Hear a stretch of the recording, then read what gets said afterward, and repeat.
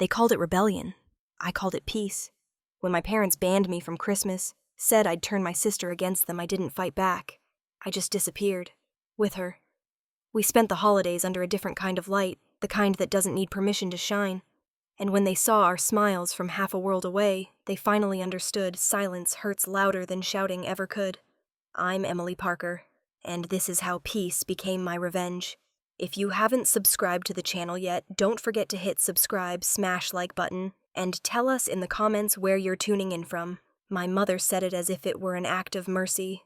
You should stay home this year, Emily. We just need a peaceful Christmas. Peaceful. That word always sounds like a gift until you realize it's a command. Snow pressed itself against the tall windows of my condo, soft and soundless, the city lights beneath smudged by fog. The air outside was cold enough to still traffic to mute sound. Inside, I stood barefoot on the hardwood, watching my phone screen glow against the dim light. The family group chat was full of cheery messages, recipes, pictures of the tree, Lila's latest college, updates, my father reminding everyone to dress decently for church. My name was gone from the list. Just erased. No announcement, no explanation. I scrolled through the messages anyway, reading the space where I used to belong. I didn't feel sad. Not exactly. Just hollow, like a light switched off in a room no one remembered to leave. The coffee machine hissed behind me. I poured the cup, 2 full black liquids spilling over my hand. The sting felt good grounding. I set the cup down, wiped my hand with a paper towel. On TV, a host smiled too wide beneath studio lights, her voice syrupy. For many families, this season is about forgiveness and coming home. I switched it off mid-sentence. The quiet felt enormous. I leaned against the counter, the hum of the fridge and the faint whistle of wind through the cracks. The only sounds. My reflection in the dark window looked older than 33. Older, harder. A sound memory crawled up from the back of my mind, uninvited. Ohio, 2010. 12 years old, standing at the bottom of the stairs. My father's voice sharp as a snapped branch. Curfew's at 9, Emily. But Dad, that doesn't make sense. It's winter. Everyone's inside by. You don't need to understand. You just obey. I remember the feeling more than the words. The heat in my chest, the humiliation of being shut down. Later in my room, I sat by the window, notebook open, writing things I would never dare to say out loud. That night, I promised myself I'd leave. I did. But somehow I carried them with me. Back in Seattle, I looked down at my phone again. One unread text. Lila. My little sister, 23, now still living at home, still stuck in that house built of rules. If you're not coming, I'm not going either. I stared at her message until the words blurred. Lila was always the gentle one, the one who apologized for other people's tempers. I typed, "You shouldn't skip it for me." My thumb hovered over send. Then I deleted it. Outside, snow thickened, layering rooftops and parked cars. Somewhere in the building across the street, someone's stereo played, "Have Yourself a Merry Little Christmas." The notes, faint through the glass. I smiled at the irony. I wrapped both hands around my coffee mug, now lukewarm, and stared at the skyline. The glitter of headlights winding along the freeway, the Ferris wheel lights blinking like an artificial star. I thought of that word again. Peaceful. Peaceful never meant calm in our house. It meant no one challenged my father's opinions at dinner. It meant my mother smiled through her teeth when she disagreed. It meant I kept quiet about everything that didn't fit into their script. Peaceful was obedience in a prettier dress. The heater kicked on. Warm air drifted over my bare feet. I turned off the kitchen light, letting the city's glow wash through the room. The silence pressed in heavier now, almost physical. I thought of Lila sitting in her room back in Ohio, her parents down the hall discussing me like a problem to be solved. I imagined her phone lighting up messages coming from Mom, Dad, Pastor Raymond. All variations of the same lesson: respect authority. Don't question. Don't follow your sister's example. My phone buzzed again. A notification from an app, not a person. For some reason, that hit harder. I walked to the window. Down below, a couple walked arm in arm through the snow-laughing breath visible in the air. I wondered what it felt like to belong somewhere without earning it, without performing for it. I took a sip of cold coffee. My reflection looked back, hair unbrushed, eyes too awake for midnight. "You should stay home this year, Emily. They'd mistaken distance for control. My voice came out quiet, almost a whisper. Let's see how far control really goes. I turned off the phone, set the mug down, and stood there as the snow fell harder, outside the world turning white, soundless and clean. The apartment was dim, except for the desk lamp glowing beside me, a small circle of light, in an otherwise quiet room. Snow thickened outside the window, blanketing the city in white. I sat at my kitchen table, laptop open, fingers tracing the rim of my coffee mug, as if it could steady me. The screen glowed back with numbers, more than I'd ever imagined I'd see in one lifetime. $86,340,000. They thought I ruined everything I touched, but somehow I built something worth $86 million. I opened a folder on the desktop labeled ClearLink AI. Photos appeared first. Me and Noah Bennett, my co-founder, standing under a banner at a tech conference in San Francisco 2010. We looked young, electric, convinced we'd change the world. I could still remember that version of myself, messy ponytail. Sleepless eyes, voice steady from too many presentations, and not enough approval. The next photo was of the team at our first office. The cheap folding tables, the pizza boxes, the way Noah stood slightly in front of me. Always slightly in front. I scrolled further, press releases, funding announcements, and finally the legal settlement. The file name was short, clinical. Final agreement, chonim24.pdf. I double-clicked it. There it was, my name, the buyout number, my signature. I exhaled slowly, leaning back in my chair. The words blurred. Flash. A memory flickered the boardroom bright with artificial light, the hum of the air conditioner louder than anyone's voice. Noah, in his tailored suit, smiling at the table full of men who nodded when he spoke. You're too emotional, Em. Investors need stability. I'm not emotional. I'd said, gripping the table edge. I'm invested. He laughed quietly. That's exactly what I mean. The board's silence said everything.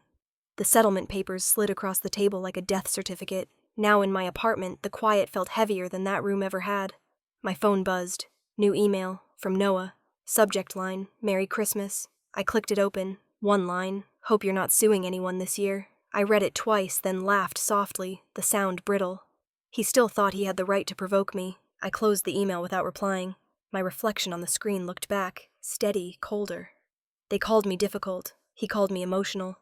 Same script, different cast. I stood up, walked to the bookshelf, and opened a small wooden drawer I hadn't touched in years. Inside, a few keepsakes from another life ticket stubs, a broken watch, and an old photograph. Lila and I on the swing set behind our house in Columbus. She couldn't have been more than 6. Her hair wild, her smile reckless, her hands gripping the chains as I pushed her higher. I could almost hear her laughter echoing off the fences, the wind catching her voice. I whispered to the empty room. Maybe it's time she learns what freedom really feels like. The sound of fireworks cracked in the distance. Seattle was celebrating early. Some holiday party, maybe a Seahawks win, maybe just an excuse to feel joy before another year began. I didn't look up. The flashes outside only lit up the room in short staccato bursts like camera flashes at a press conference. I opened a new tab on my laptop and began typing flights from Seattle to Maui. The list appeared, prices rising by the minute. I didn't care.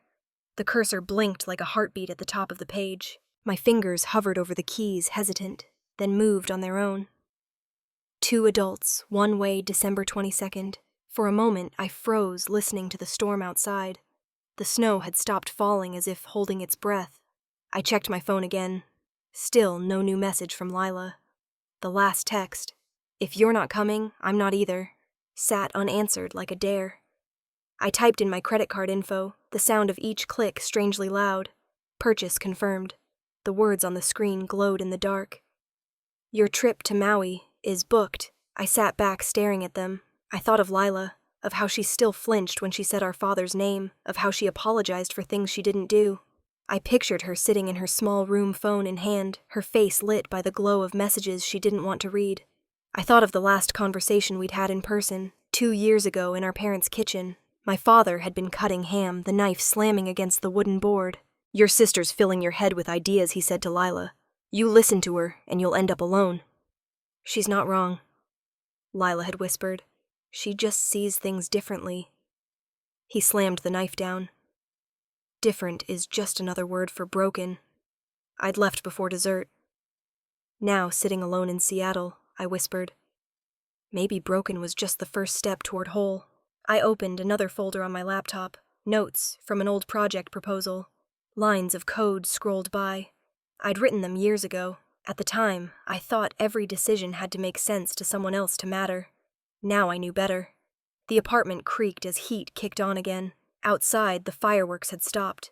The city was wrapped in that strange post-midnight stillness where time feels optional.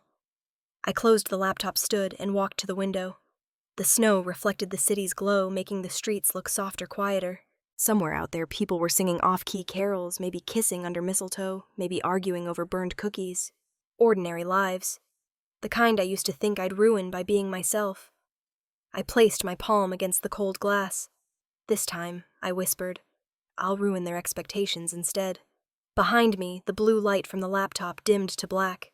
The only sound left was the slow drip of melting snow from the roof, steady as a heartbeat counting down to something inevitable. Tomorrow, I'd call Lila. Tonight, I'd let the silence feel like victory. 2 nights later, the apartment was quiet except for the low hum of my laptop. The rest of the city slept under a layer of fog that pressed against the windows. Blue light painted the walls, and I sat there barefoot, a blanket wrapped around me, waiting for Lila to answer the call. When her face appeared on the screen, the image flickered a little. Dim light, fairy lights hanging crooked behind her, her hair pulled back like she'd been crying.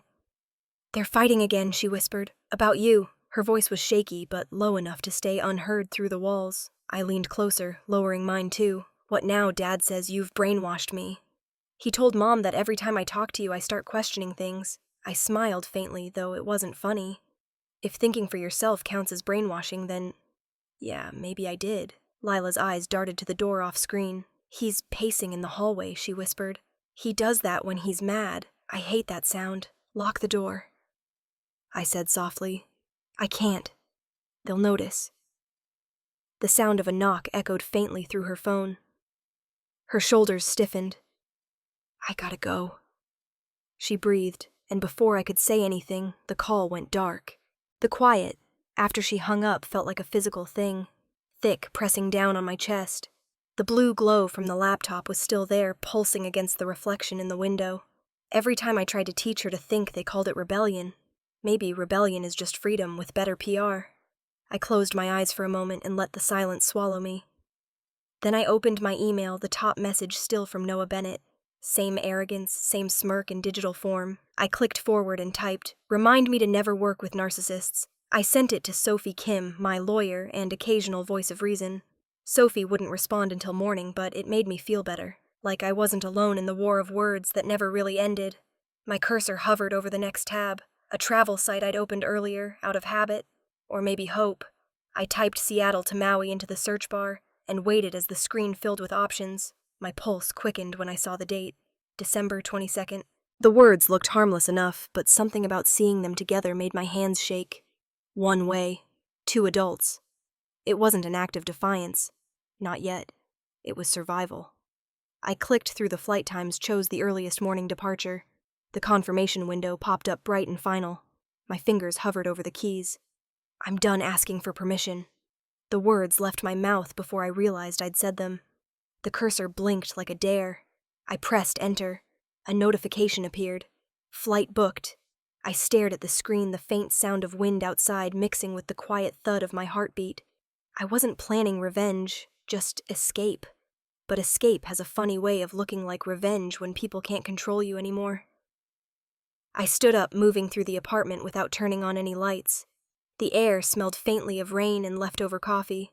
My suitcase was still in the closet, buried behind shoes I never wore. I dragged it out, the wheels catching against the rug. The zipper creaked when I opened it. Clothes first, 2 pairs of jeans, a couple of shirts. The blue sundress I hadn't worn in years. Then a smaller bag for Lila. Plain canvas, a little frayed at the edges. I packed her favorite sweater, the one she always borrowed from me when she was 16. In the drawer by the bed, I found her old sketchbook pages full of half-finished drawings of places she'd never been. Beaches, palm trees, sunlight. I ran my hand over the cover. "You'll see it for real this time," I said under my breath. As I worked, my mind slipped backward. Lila, at 10 years old, sitting cross-legged on her bed, showing me her sketches. "Someday I'm going to paint the ocean," she'd said. I'd laughed and told her Ohio didn't have one. She'd answered, "Then I'll go where it does." She'd stopped saying that after Dad overheard her once and told her not to be ridiculous. I folded the sketchbook gently and placed it in the center of her bag like a promise I intended to keep. The clock on the wall ticked past midnight. My phone buzzed. Another email notification. Sophie again. I almost ignored it, assuming she'd seen my message and had something sarcastic to add. But when I opened it, it was just a single line. "Whatever you're planning, make sure it's legal." I smiled despite myself. "It is," I whispered, mostly. I zipped the bags closed and sat on the edge of the bed staring at the 2 suitcases. They looked too small to hold what we were about to do. The snow outside had turned to rain sliding down the window in streaks that caught the city lights. I wondered if Lila was still awake, if she could hear the same kind of rain tapping on her own window back in Ohio. I imagined her sitting in bed, the glow from her phone lighting her face, her heart racing like mine. Maybe she was thinking the same thing I was. There had to be more to family than fear. For a long time, I didn't move. Then, without really deciding to, I pulled out my phone and opened a blank message. "I'll explain everything soon. Pack light." I stared at it, thumb hovering over send, then typed one more word. "Promise." Before I could lose my nerve, I hit send. The message delivered instantly, small and quiet, but final. I closed my phone, switched off the lamp, and sat in the darkness, the faint hum of the city below filling the silence. For the first time in a long time, the quiet didn't feel like a cage. It felt like a countdown. The kind that ends in freedom. The airport smelled like coffee and early mornings. Pale light crept through the glass walls, blurring the runway in a thin mist. People moved in quiet lines, voices hushed luggage wheels humming across the floor. My breath clouded in the cold air as I stood near gate C12, hands shoved into my coat pockets, heart beating harder than it should. Then I saw her. Lila walked toward me through the crowd, small, almost swallowed by her oversized hoodie and backpack. She looked like a kid trying to disappear, her eyes darting around as if every face might recognize her. "Hey," I said softly. She stopped in front of me, cheeks pink from the cold. "What if they find out?" "They will," I said, smiling faintly. "And that's okay." Her lips trembled. "Mom called all night. I turned off my phone, but I can still hear her voice in my head." "Then let's drown it out," I said. A chime sounded over the loudspeaker, "Now boarding flight 242 to Maui." The crowd stirred, people shuffling into lines, the smell of jet fuel faint in the air. Lila's phone buzzed once, even though she thought she'd turned it off. She pulled it out. 12 missed calls, all from Mom. Her hand shook as she powered it down completely. First rule of freedom. I said, taking her hand gently, "Turn off tracking." She looked at me, eyes wide, then nodded. "You make it sound easy." "It isn't," I said. "But it starts small." We walked down the jet bridge together, the sound of footsteps echoing.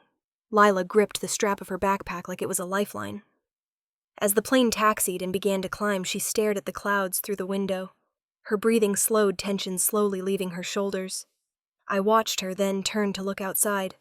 The city below shrank into gray patches, highways twisting like veins. I remembered my father's voice from the night I left home at 18. "You'll come crawling back when the world breaks you." The memory cut sharper than I expected. I had wanted to shout then to prove him wrong, but I'd stayed silent. Now, watching the horizon glow orange, I realized he'd been wrong all along. The world hadn't broken me. They had tried to. And somehow I'd still left. When the plane leveled, Lila dozed off against the window. I watched her sleep, her face soft, free of the tension it always carried at home. For a moment, I didn't feel like her sister. I felt like her accomplice. When the seatbelt sign blinked off, I pulled the airline napkin toward me and wrote on it, "Rule 2. Freedom feels guilty at first. Ignore that part."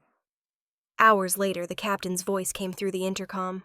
"Ladies and gentlemen, welcome to Maui. Local time is 9:17 a.m., and the temperature is a perfect 78 degrees. The sound of the ocean greeted us before we even stepped outside. Warm air hit my face thick with salt and sunlight. The hum of engines was replaced by the cry of birds. For the first time in 20 years, I couldn't hear him. We walked barefoot through the sand near the rental cottages, shoes dangling from our hands. The sun pressed against our skin, not harsh but heavy with relief. Lila laughed when a wave caught her ankle. The sound startled me. Pure, unguarded, the laugh of a girl I thought was gone. "Feels weird, doesn't it?" I asked. She grinned, like breathing for the first time. I nodded. "Yeah, like that." We checked into a small Airbnb near the beach, a white bungalow with wooden shutters and a view of the ocean. The host, a kind woman with sunburned cheeks, handed us the keys and said, "You two sisters. You picked a good week to escape. The island's quiet after Christmas rush. Escape," I repeated under my breath. It sounded right. Later, when Lila went to shower, I stood on the porch and watched the waves stretch endlessly. The horizon shimmered in gold. I took a deep breath, let it fill me. In Ohio, the same morning, Maggie Parker opened Lila's bedroom door. The bed was neatly made, but her daughter's phone sat on the nightstand, dark and silent. The closet half empty. Maggie's hand covered her mouth. "Richard," she called out, voice shaking. Downstairs, he was already reading the note Lila had left on the counter. "I'm safe. Please don't come after me." "She's with Emily," he said flatly. "She's always with Emily." His fist came down hard on the granite, a sharp crack that echoed through the kitchen. "She's an adult, Richard," Maggie said quietly. "You can't—" "She's brainwashed," he shouted, his voice shaking the windows. "That woman poisoned her against us." Back in Maui, I sat with my coffee on the porch as the wind lifted strands of my hair. I knew what he'd be saying. I could almost hear it carried across the ocean. He wasn't wrong, because if freedom was poison, I'd happily overdose. Lila came outside in shorts and a towel, smiling sun touching her damp hair. "What are you thinking about?" "Nothing," I said. "Everything?" She laughed. "That's cryptic." "I'm out of practice," I said. She took her coffee from me, sipping carefully. "You really think they'll let this go?" "No," I said simply. "But that's not our problem anymore." We sat together in the quiet. The wind smelled like salt and flowers, the air thick with a calm I didn't quite trust yet. But for now it was enough. The sky shifted, the light changing from gold to pink to deepening blue. Lila leaned against my shoulder. "It doesn't feel real," she murmured. I looked toward the horizon. That's how freedom starts. The waves rolled in, steady and endless, until the sound swallowed everything else. Morning light spilled through the slatted shutters, painting long gold lines across the floor. The ocean was close enough that I could hear the waves breathing slow and steady, like the island itself was waking up. Lila twirled in the middle of the kitchen, wearing a sundress she'd found in the back of the closet.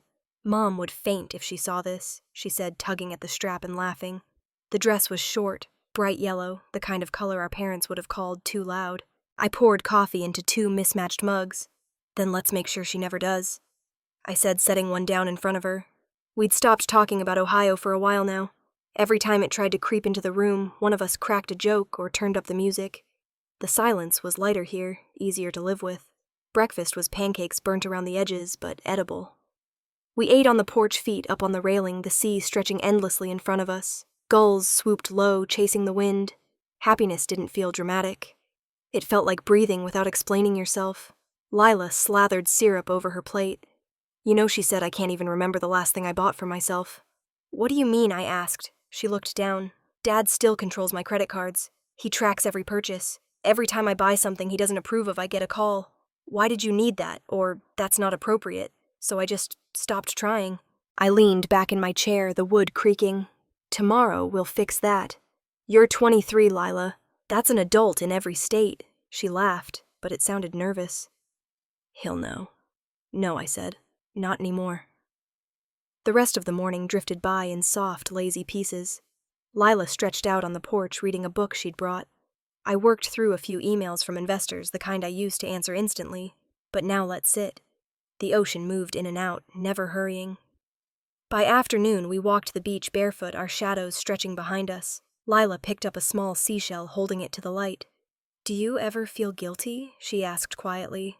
"About what? Leaving? Him? Mom? Everything." I thought about it before answering. I used to. But guilt is just control in a prettier outfit. You can take it off. She nodded slowly, letting the shell drop into the sand. I want to believe that. We passed a group of tourists taking pictures near the water, laughing loudly. One woman looked at us and smiled. I smiled back. For once, being seen didn't feel like being judged. That evening, we drove into town in a rented Jeep. The main street smelled like grilled fish and sunscreen. I helped Lila open her own checking account at a small local bank. She hesitated when the banker slid the paperwork across the desk. Her hand hovered above the pen. "I've never signed anything that didn't have Dad's name on it," she whispered. I leaned closer. "Then this one's for you." Her first signature wobbled, the letters uncertain. The second one was steady. Freedom isn't loud. It's the sound of a pen on paper saying this is mine. When we walked out, the sky was turning orange. Lila carried the envelope with her new debit card like it was something sacred. "You realize I can buy a coffee without permission now, don't get too wild," I teased. "1 latte, maybe 2. She elbowed me, laughing. The sound carried down the street light and clean. Back at the house, I watched her disappear down to the beach with her sketchbook. The sun was low, casting the water in gold. She sat on the sand knees, pulled up pencil, moving quickly across the page. From where I stood, I could see faint outlines taking shape, waves curling upward, breaking apart, reshaping themselves into wings. I walked closer but stayed far enough not to interrupt. She looked up once, smiling. "They're flying," she said. "I see that." I sat beside her, letting the sand bury my feet. "You used to draw all the time." I stopped. She said, eyes still on the paper. "There wasn't any room for it back home. There's room now." For a while, neither of us spoke. The air smelled like salt and mango, the sky slowly deepening. A small boy ran past us, chasing a red kite. His laughter rose and fell like the tide. Lila closed the sketchbook and leaned back on her hands. "Do you think they're worried?" "Yes," I said. "And they'll keep worrying until they learn that worry isn't ownership." She nodded. "They won't like that. They don't have to." The sun dipped behind the horizon, streaking the sky in layers of orange and pink that bled into each other like watercolor. The waves turned the same color soft and glowing. Lila stretched her legs out, brushing sand from her toes. "You know what's weird?" she said. "I thought freedom would feel bigger, louder. But it's quiet." "That's the point," I said. "You can finally hear yourself." Her laugh was small but real. "You're kind of poetic when you're not yelling." "I don't yell," I said. She gave me a look. "Sure." We stayed there until the first stars came out.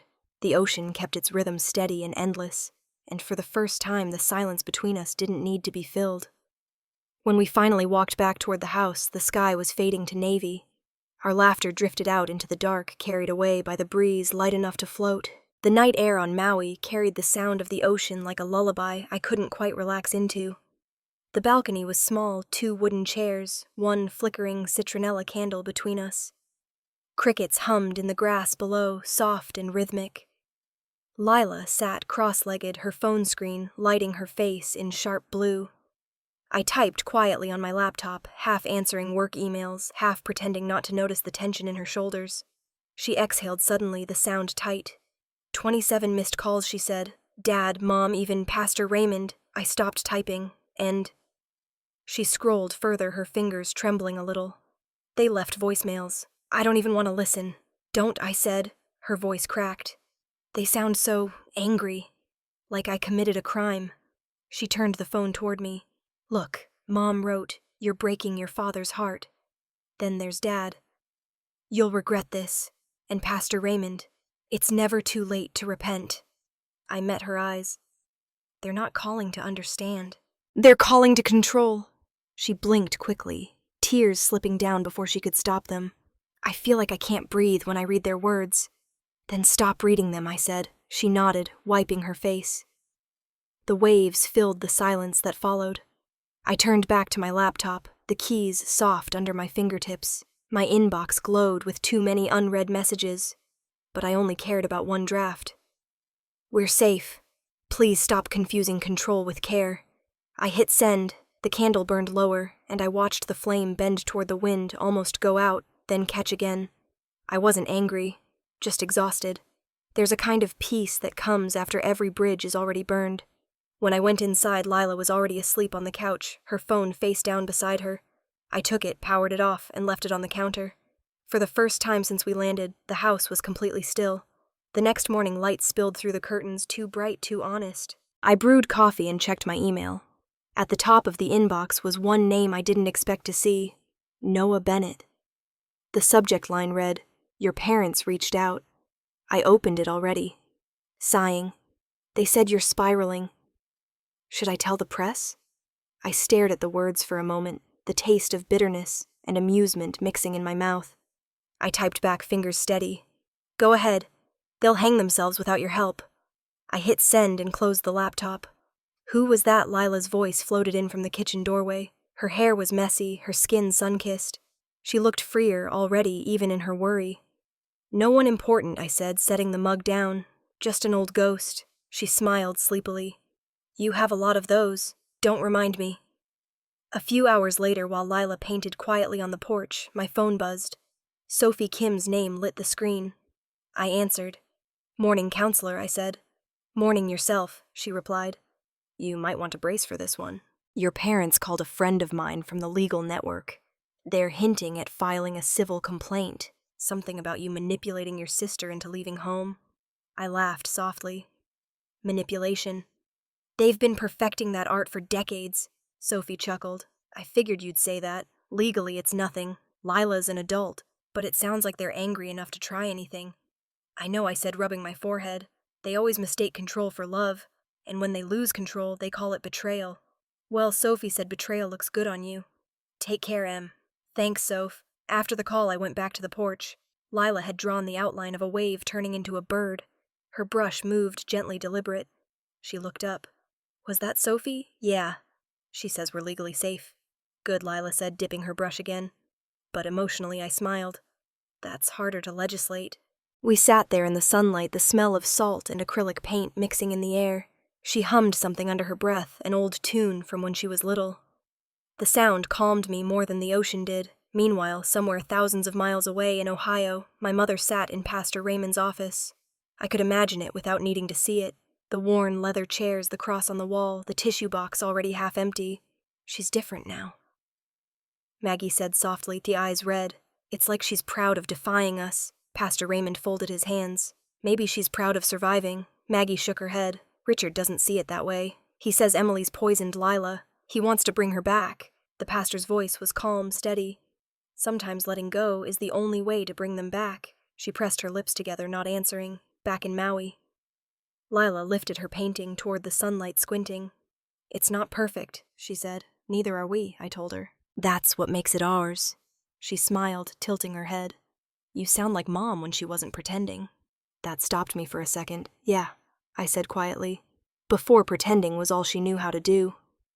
The waves broke louder that afternoon, the tide climbing higher. We ate lunch on the porch barefoot, our hair tangled from the wind. For the first time, there was no sense of waiting for the other shoe to drop. As the sun slid lower, turning everything gold, I thought about the email I'd sent the night before. I wondered if they'd read it, if they understood that it wasn't anger that made me leave. It was the exhaustion of always being misunderstood. They called it disobedience. I called it survival. And for the first time, survival didn't feel like running. It felt like staying exactly where I was. The cafe was open to the sea, the air smelling like salt and roasted coffee beans. A soft breeze came off the water, flipping the corners of napkins and making the palm leaves shiver. Lila and I sat at a table near the edge, barefoot plates of half-eaten fruit between us. The morning sun felt clean, unbothered, like the world before noise. She was scrolling through her phone when she suddenly froze. Her mouth opened, a little eyes widening. Emily. Look. I leaned over. On her screen was a post from a travel blogger named Olivia Lane. 500,000 followers, bright pink profile picture. The photo stopped me cold. It was us, laughing, knee-deep in the surf, hair-wet sunlight caught on our faces. I didn't even remember seeing a camera. The caption read, "The tech founder who disappeared on Christmas." Below it, thousands of likes, hundreds of comments. Some supportive, some cruel, all loud. I used to fear being seen. Now, everyone was watching. Lila scrolled, whispering as she read, "She's the bad influence, sister." Good for her. Family control isn't love. She glanced up, eyes darting. Oh God, Mom's going to lose it. I took a sip of my coffee, the bitterness grounding me. She already did. Lila's hand shook. Do we delete it? Ask them to take it down. It's the internet, I said. You can't unring a bell, she groaned, putting her head in her hands. I just wanted a vacation, not a headline. I looked at the photo again. We looked happy, genuinely happy. I hadn't seen that face on either of us in years. Let them talk, I said quietly. We finally gave them something real to gossip about. Back in Ohio, I imagined the neighborhood was buzzing. The same people who used to wave at my father now whispering in driveways. The family with the perfect Christmas card, exposed. Maggie, my mother, probably stood by the window, clutching her phone, scrolling through comments she'd never admit to reading. My father, Richard, jaw tight, pacing like a man trying to control the weather. In my mind, I could almost hear the conversation. She's humiliating us, Maggie, he'd say. She's free, Richard, she'd whisper. He'd slam his hand on the counter. She's selfish. And now she's dragging Lila down too. The doorbell would ring. Pastor Raymond standing there, hat in hand, voice gentle but heavy. Richard, you're losing both daughters because of pride. I'm losing them to corruption, my father would say. And you, of all people, should understand how evil spreads when you tolerate rebellion. He always needed an enemy. He just never realized it was himself. The next morning, our inboxes flooded. Requests for interviews, comments from journalists, strangers tagging us in posts, runaway sisters or family martyrs. One headline read, "Another, where is the billion-dollar daughter?" Lila scrolled through her messages until her face went pale. Reporters are DMing me. Some woman offered to fly us to Los Angeles for an exclusive. Delete it, I said. But they're everywhere. What do we do? We live, I said. She blinked. That's not an answer. It's the only one that matters. I stood, threw a few bills on the table, and nodded toward the beach. Come on. We walked past tourists with cameras, past kids chasing each other in the sand. A few people looked up, recognition flashing in their eyes. Some whispered. A man at a nearby table lifted his phone, pretending to take a picture of the ocean but angling the lens toward us. Lila noticed, whispering, "They're taking photos." "Then give them a good one," I said, tugging her hand. The water was cold around our ankles, clear enough to see the sun rippling beneath the surface. Lila laughed when the first wave hit higher than expected. I turned toward the people watching from the cafe and smiled faintly. "Smile," I whispered to her. "They'll hate that." For a few seconds, time folded in on itself. The sound of waves, the clicking of cameras, her laughter cutting through all of it. It didn't matter what the world thought they saw. We knew the truth. We weren't lost. We were found. Later, as we walked back along the shore, our footprints trailing behind us, Lila said softly, "They'll twist everything." "Let them," I said. "We're not here to defend ourselves. We're here to live a life they can't rewrite." By the time we reached the porch of our rental house, the air was thick with heat. My phone buzzed again. Another notification, another headline. I turned it face down on the table. Inside, Lila dropped onto the couch, still shaking slightly. "I don't know how you stay so calm," she said. I sat beside her, brushing sand from my knees. "Because I've already lived through worse. Public judgment is nothing compared to private suffocation." She stared at the ceiling. "I wish I believed that." "You will," I said. Outside, the ocean kept its rhythm. Seagulls screamed overhead. Somewhere a camera clicked again, the sound carried by wind. That night, I scrolled through the post one more time. The comments had tripled. Someone had found my old LinkedIn profile. Another posted a photo of our parents' house. The internet was dissecting our lives piece by piece. And yet, I felt strangely weightless.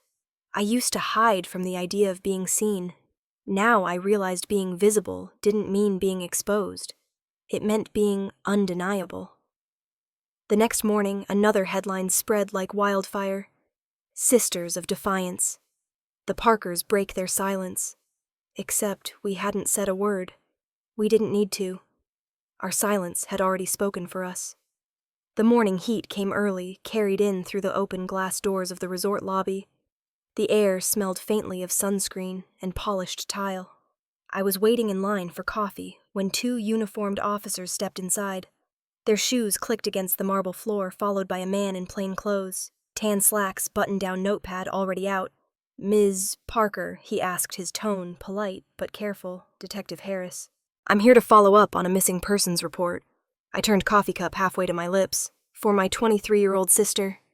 He hesitated, glancing at the woman behind me, then at Lila, who was sitting near the window with a pineapple smoothie and a sketchbook. Her hair was pulled back, skin golden from the sun. "Your parents believe she's under duress," he said finally. I motioned toward her. "She's drinking pineapple juice. Does that look like duress?" Lila noticed. The attention stood up and walked over her sandals, flapping softly against the floor. She stopped beside me, voice steady but quiet. "I'm here because I chose to be. They can't control me anymore." Detective Harris studied her for a moment, then nodded. "You're both adults," he said, writing something in his notepad. "That ends it. I'll close the report." Relief flickered across Lila's face, the kind that looks like air finally entering someone's lungs. It was the first time a man in uniform looked at me and said, "You're free," I said quietly, more to myself than him. He gave a small, knowing smile before leaving his badge glinting in the light as the door swung shut behind him. The sound of it felt final, like a chapter closing without drama. Lila let out a long breath. "They actually called the police. They always escalate when they lose control," I said, sipping my coffee. "What if they try something else?" "They will," I answered. "That's what Sophie's for." By noon, I was on the balcony of our rental, the ocean shimmering below. I called Sophie Kim, who picked up after 2 rings. I heard she said before I could speak, "The department already contacted me." "Of course they did," I said, leaning against the railing. "Everything's clean, though. They just don't like losing. Still, if they're getting this desperate, they might try financial interference. Freeze her accounts, maybe claim joint ownership." "She doesn't have any joint accounts left," I said. Sophie's voice was firm. "Then let's make sure it stays that way. I'll file a financial protection notice this afternoon. You've done nothing wrong, Emily. Don't let them make you feel otherwise. Too late for that," I said, smiling faintly. When we hung up, I went inside. Lila sat at the dining table surrounded by forms Sophie had emailed. She bit her lip as she read pen hovering uncertainly. "What if this makes it worse?" she asked. "It might," I admitted. "But worse doesn't mean wrong." She took a deep breath and signed her name. Her first signature wobbled, the pen catching on the paper. The next one was smoother. I watched her shoulders straighten after each stroke. Freedom had a sound after all. The faint scratch of ink claiming itself. By late afternoon, the documents were notarized and scanned. Lila leaned back in her chair, exhausted but proud. "So that's it." "For now," I said. "You're officially financially emancipated." She grinned. "That sounds dramatic." "It should," I said. "You earned it." The next day in Ohio, my father stood in his study, the blinds half closed, the air thick with silence. The printer hummed behind him, spitting out a document he'd requested, a legal notice of Lila Parker's financial emancipation filed under Hawaii state jurisdiction. "She's making us look abusive," he said, voice sharp. My mother stood in the doorway, her hands clasped together. "Maybe we are," she whispered. He turned to her eyes, narrowing. "Don't you start." But she didn't flinch. He crumpled the paper in his fist, threw it into the trash, and walked out. Maggie stayed staring at the discarded page, then smoothed it back out, her thumb tracing her daughter's signature. For the first time, she looked unsure whose side she was on. That evening, I stood on our balcony, the sunset bleeding across the horizon in shades of red and gold. Lila was downstairs, sketching again, her laughter occasionally breaking through the sound of the waves. I held my phone up, hit record, and spoke softly into the lens. They taught me the law was for power. Today, I learned it can also protect peace. I stopped the recording, saved it, and set the phone down on the table. For a long moment, I just stood there, watching the last sliver of sun sink into the ocean. The tide pulled at the shore in slow, steady breaths, like it was trying to remind me how to keep going. Behind me, Lila called out, "Dinner's ready." "You're burning the sky out there," I smiled. "That's what it's for." I turned back one last time before going inside. The world below was small and soft, the kind of quiet that didn't ask permission to exist. And for once, neither did I. The sky outside had already faded to violet when I opened my laptop. The room was lit only by its glow and the faint shimmer of the sea beyond the window. I wasn't looking for anything in particular, just reading the news half distracted, until a headline stopped me cold. Noah Bennett. Under investigation for fraudulent contracts. For a second, I thought I was imagining it, but there it was. His picture, that same self-assured smirk from every tech panel, every interview. The article was short. A federal audit investor complaints whispers of forged data. I leaned back in the chair, the corners of my mouth curling. Karma doesn't need scheduling. It arrives on time. I clicked open the article, reading line after line, every sentence sharper than the one before. My chest felt oddly calm. I didn't feel vindicated, just steady.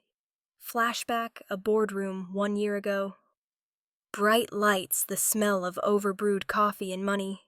Noah leaned back in his chair, speaking like a man, already immortal. "You'll thank me one day when I save your company from your feelings," he said, smiling. The board laughed softly, careful not to offend him. I'd stared straight at him. "You think ethics are feelings only when they get in the way of profit?" Now, staring at his photo on my screen, I whispered, "Looks like my feelings aged better than your ethics." "Noah." The breeze outside pushed through the open balcony door, carrying the sound of the ocean. I closed the laptop slightly enough to see my reflection in the dim light. The face looking back didn't seem angry anymore, just older, more settled, like someone who'd stopped running. The door creaked, and Lila came in holding 2 mugs of tea. Steam curled from the cups. "You really don't hate him?" she asked, setting one in front of me. I shook my head. "No, I outgrew him." She sat on the edge of the table, sipping her tea. "That's impressive." "I'm still trying to outgrow the idea that Dad might call." I smiled faintly. "It takes time. It's not about forgiving them. It's about realizing you don't need their permission to stop caring." She tilted her head. "Is that what this feels like? Freedom?" "Something close," I said. "Maybe it's peace pretending to be freedom." We sat there quietly for a while. The waves kept their rhythm soft against the rocks. On the laptop screen, the headline glowed faintly in the reflection of the window. I looked at it again, then at myself. Same way I'm outgrowing them, I thought. All of them. Somewhere in Ohio, a television played the same story. My father sat in his study, half watching, until Noah's name filled the screen. His face, twisted, jaw tightening. "That's who she worked with," he muttered. "That's who she defends. She's no saint." My mother sat in the doorway, her voice quiet, almost weary. "Neither are we, Richard." He turned toward her, eyes sharp. "You think this makes her right? I think it makes her human." He stood, abruptly grabbed the remote and turned off the TV. "She's still an embarrassment." He walked out, leaving the screen black. Maggie stayed, the silence around her heavy. She looked at the blank reflection in the glass, the faint outline of her own face, merging with Noah's frozen image. Back in Maui, my phone buzzed on the counter. A number I hadn't seen in a long time. "Ben Collins." I hesitated before answering. "Ben," I said, leaning against the table. "I read about the investigation," he said. His voice still had that steady calm that used to drive me insane in meetings. "You were right about him." I smiled to myself. Finally the world catches up. "Guess karma's in your corner," he said. "Karma's impartial," I replied. "It just takes the scenic route." He laughed softly. "You sound different, Em. Better or worse?" "Stronger," he said. "And less angry." "Maybe just tired," I said. Tired can sound like peace if you play it slow enough. We talked for another minute, then said goodbye. I hung up and stared out toward the horizon. The sun had dropped low, streaking the water with fire. Lila's laughter drifted in from the balcony where she was feeding leftover bread to a pair of small birds. She turned toward me. "M." Sunset. I shut the laptop, the sound of it closing like punctuation. I walked outside the wood warm beneath my feet and stood beside her. The sky stretched wide, endless. The ocean shimmered orange and gold, breaking into shards of light. I breathed in deep, the air thick with salt. Revenge is never about winning. It's about finally feeling untouchable and standing there shoulder to shoulder with the only person who ever understood me without translation. I realized I already was. 2 weeks passed like one long exhale. The mornings in Maui had turned into a quiet rhythm. Walks along the beach at sunrise coffee that never got cold before it was finished.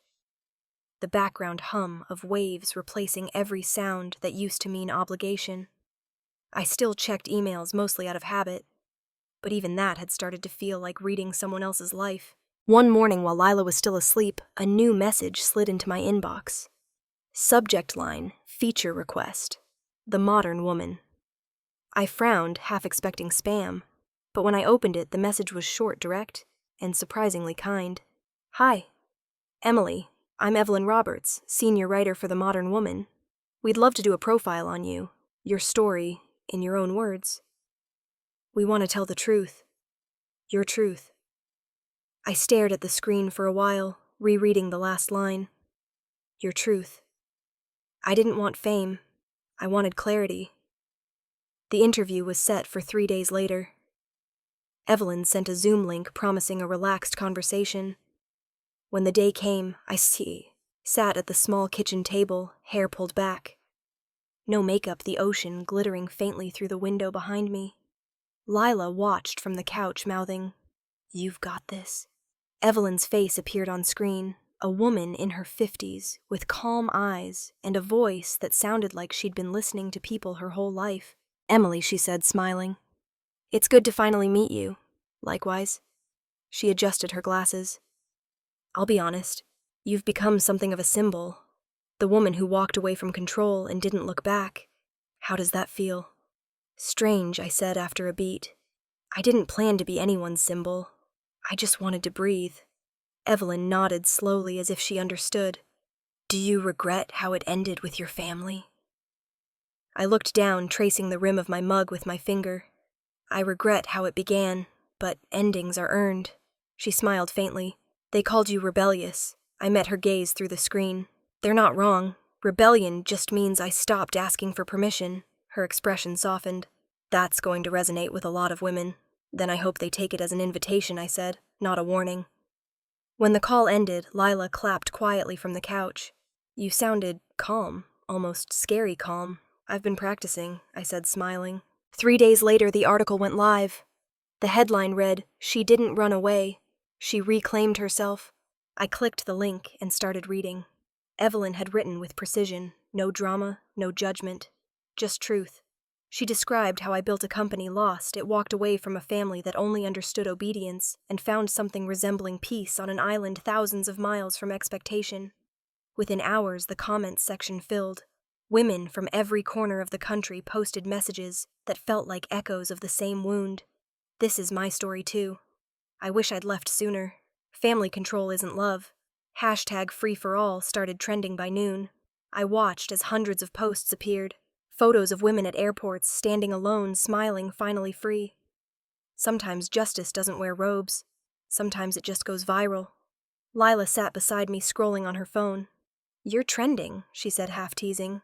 "That's wild." "Don't say it like it's contagious," I said. She laughed. "It kind of is." The next morning, I woke to dozens of unread messages, interview requests, podcast invitations, a few offers for book deals. I ignored them all. The story had already been told, and for once, I didn't owe anyone an explanation. Meanwhile, in Ohio, the article found its way to the kitchen table of the house I'd grown up in. My mother, Maggie, sat with her coffee gone cold, staring at her laptop. The article glowed against her face, words she couldn't stop reading. She didn't run away. She reclaimed herself. Richard walked in, still in his robe. "What are you looking at?" She didn't answer at first. When she finally did, her voice was soft. "Our daughter." He glanced at the screen, his jaw tightening. "She's embarrassing us publicly now. She's telling her story." Maggie said, "That's not the same thing." Richard sighed, shaking his head. "You think this is noble. You think airing private matters makes her brave." Maggie looked at him, then really looked. I think maybe she finally stopped pretending. A tear rolled down her cheek. He saw it, and for a split second something shifted in his expression. Not guilt, not remorse, but recognition. He looked away before it could grow into anything larger. Later that week, the congregation gathered at St. Luke's. Pastor Raymond stood at the pulpit, his voice deep but even. "Control," he said, "is often mistaken for love, but control is just fear wearing a disguise. And fear will burn every bridge to keep from being left behind." From the back pew, Maggie listened, hands clasped together. Her eyes were closed, her face still. The church air smelled like candles and dust.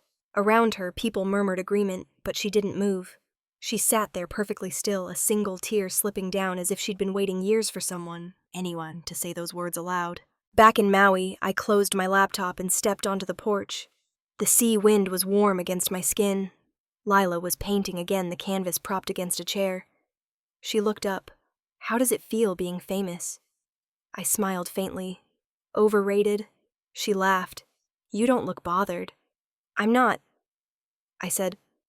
For the first time, people are seeing the truth, and I don't have to defend it. The sun sank slowly into the water, turning everything gold. I leaned against the railing, watching the light fade. I hadn't run from anything. I'd walked straight into peace, and for once it hadn't asked me to apologize for arriving. The sky was the color of honey when the sun began to sink. The air was still warm, but softer now. Everything tinted gold. The ocean breathed slow and even, its rhythm matching ours. Lila lay stretched out on a blanket, a sketchbook propped on her knees, pencil moving lazily across the page. She didn't look up when she spoke. Do you think they hate us now? I let the question hang there for a moment, watching the water pull back and return again. Probably, I said finally. But hate is just love that lost its map. Lila glanced at me, a small grin forming. That's dark, I smiled. It's true. A soft wind lifted her hair. She turned back to the sketchbook, shading in the outline of a wave curling toward the shore. I keep wondering what they're doing tonight. If they still set an extra place at the table. They probably did, I said, out of habit, not hope. She was quiet for a long time after that.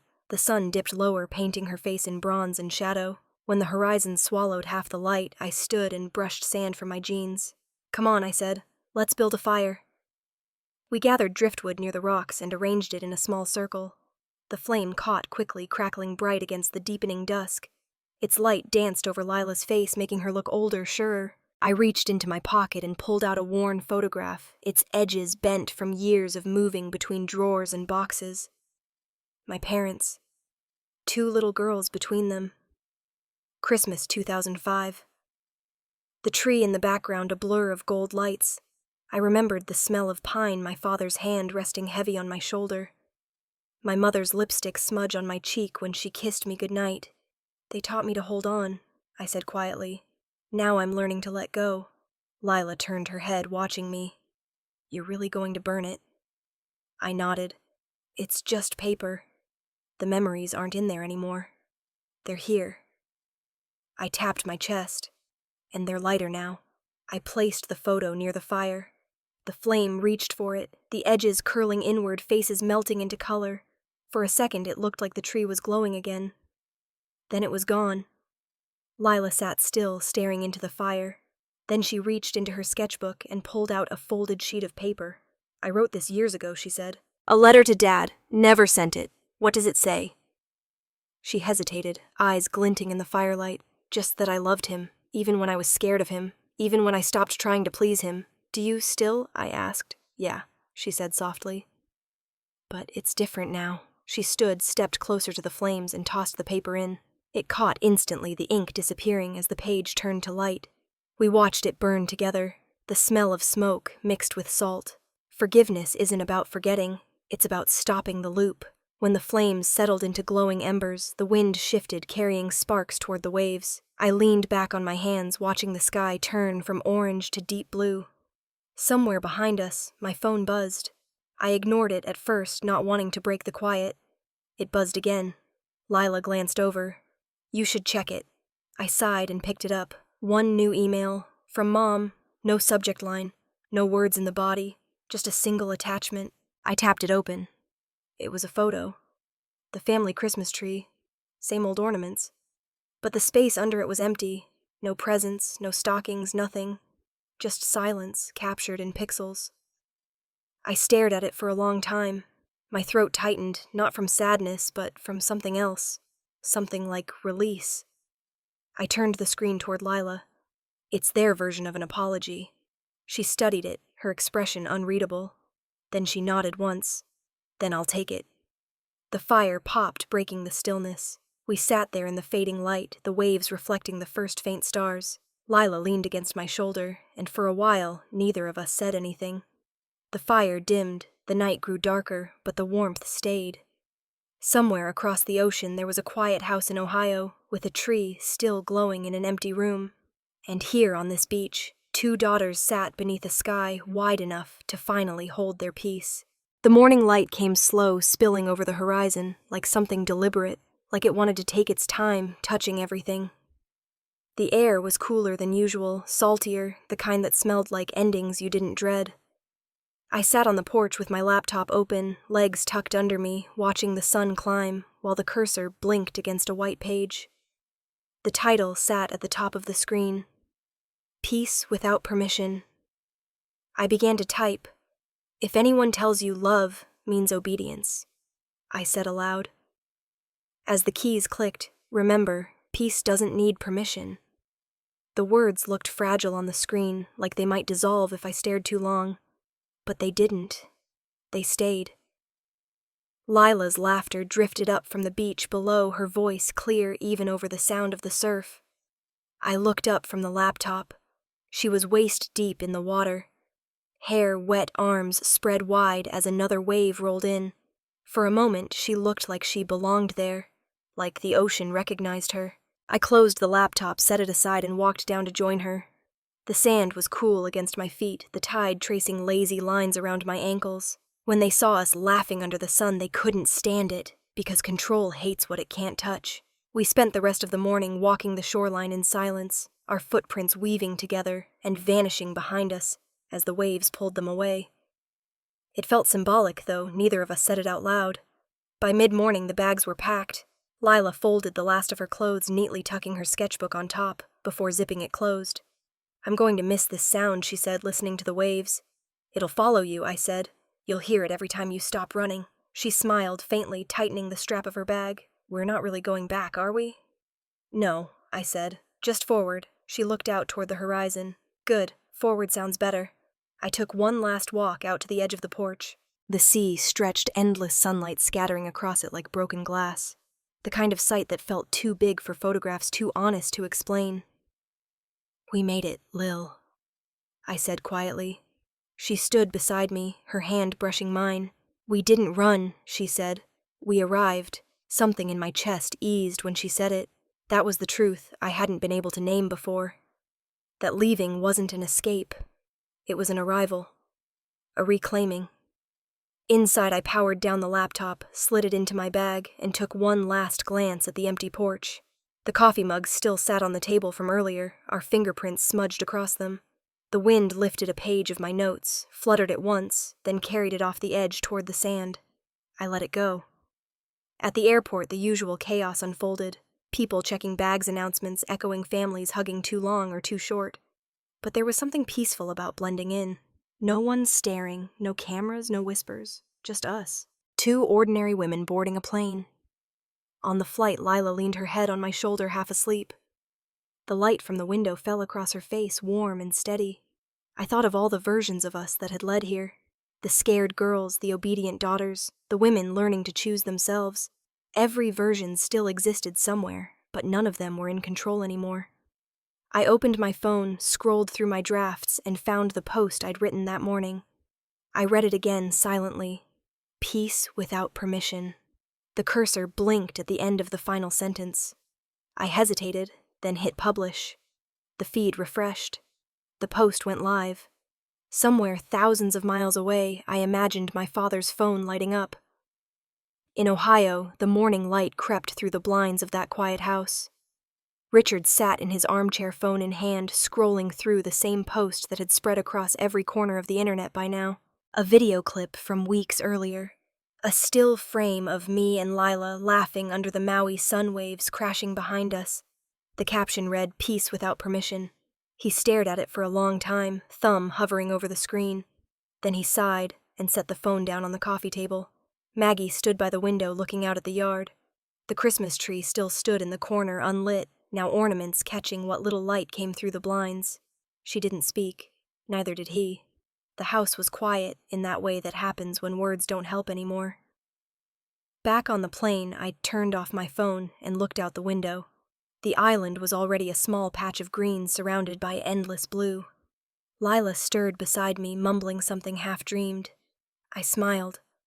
When the clouds swallowed the last trace of Hawaii, I closed my eyes. They called it rebellion. I called it peace. The engines hummed steady like a heartbeat syncing with my own. If they ever called you difficult, maybe they just meant you were free.